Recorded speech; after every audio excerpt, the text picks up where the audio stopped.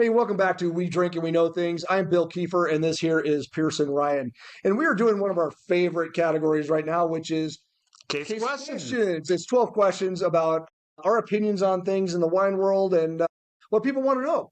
So the first question is Epiphany wine. What is the one wine that really got you involved in like, hey, this is it for me? Which Yeah. one was that? Yeah. Well, I really fell in love with the Rhône region was really what got me into wine. And so growing up in a restaurant family, I was able to drink wine at a pretty young age. And the wine that really got me was a 2001 Guigal Châteauneuf-du-Pape. Nice. Really beautiful wine from the Rhône region. And, I loved the kind of nice soft red fruits and that gaminess that you get with it. We were just having burgers that night and it went perfectly. But that really made me have an interest in expanding my, taste buds into that region, going into Gigondas, Baccarat, going up into the northern Rhône region of Grenache, Hermitage, and Crozes Hermitage. But what about you, Bill? Well, I was working at Del Frisco Steakhouse in Manhattan, and I was just about to close up, and a guy sat down at my bar. And at the time, I was not into wine, but we had a 49-page wine list book, basically a Bible. And he sat down, he got the sommelier, and I thought, oh, great, I'm going to be here all night. And he looked at me and he said, "You don't drink wine, do you?" And I said, "No, I don't." He poured a bottle of, I don't remember the vintage, but it was Mondavi Reserve. I remember that. And he told me, he said, "You need to try this." And I said, "No, thank you. I'm good." And he said, Yeah. "If you don't, I'm not going to tip you." So, of course, I got a glass and said, "Fill her up." Yeah. But he gave me a little taste. And, I did the whole thing of, I didn't know what I was doing. I was smelling the wine. Okay, this smells pretty good. And I took a taste. And he must have seen the look on my face because it was not anything that I expected. Sure. Now, granted, this is one of the best wines in the world, famous, and it blew my mind, the structure, the flavor profile, and it was nothing like I'd ever had before when it came to wine. And he looked at me and he said, "I got you." And he did. He had got me, and that's how I got started on my journey of tasting throughout this wine world, and it was awesome. You So were hooked for life. I was hooked for life. That's So it. Yeah. Mondavi Reserve, here's to you. It was There you great. go. Well, that's question number one. So let's go on to our next question in our case of questions. We're going to be talking about the oldest wine we've ever had. Bill, what is the oldest wine that Well, you've ever drunk? I'm not really sure 100%, but again, we get back to Mondavi Reserve. Yeah. I was lucky enough to be at our Fred's Wine Storage facility in Los Angeles, and a guy just happened to pull out a 1966 Mondavi Reserve. The story behind that was it's his first vintage, and Mondavi's winery was not ready yet, so he had to make it in his brother's Charles Krug winery, and they were not talking to each other. So No, like, very not interesting. friends. Yeah, not friends. So it was Yeah. very interesting wine, but man, it was fantastic. Really cool to drink wines that old, Yeah. and it was stored perfectly, and it was an amazing wine, an amazing experience. So I think that's the oldest wine I've ever had. How about for you? That's a pretty good one. The oldest one that I was ever able to have was a 1978 Cone Creek Cabernet Sauvignon Nice. Reserve.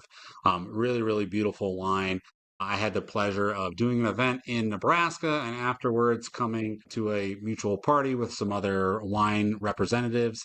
And we had a bunch of beautiful wines out on the table, but this 1978 Concrete had aged beautifully. This was only a couple years ago, so it was over 40 years old at the time that I had the chance to drink it. Still had some really nice soft fruits to it, but those non-fruit characteristics from the oak aging really came out. We were having beautiful ribs that night, Oh, so that nice. worked out really Nice. well. So that's the oldest wine that I've had the pleasure of drinking. The oldest wine I've been around, though, was an 1863 port. One day, maybe I'll get to open it. Yeah. Drinking old wines is fun. It's just a great experience. So we love doing that. Yeah. So that's question number 2. Question number 3. Mm. This is a good one. What is your biggest frustration when it comes to the wine world? This could go on for a long time. I have A lot to of pick things. one?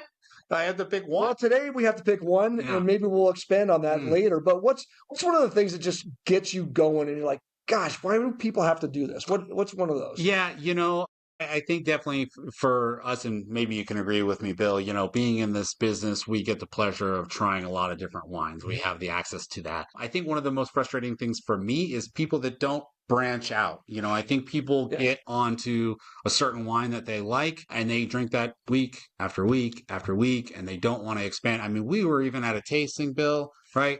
We were pouring an amazing Chardonnay And a woman came up to us and we said, "What do you normally drink?" And she goes, "Oh, I normally drink this Chardonnay from Napa," which we won't name.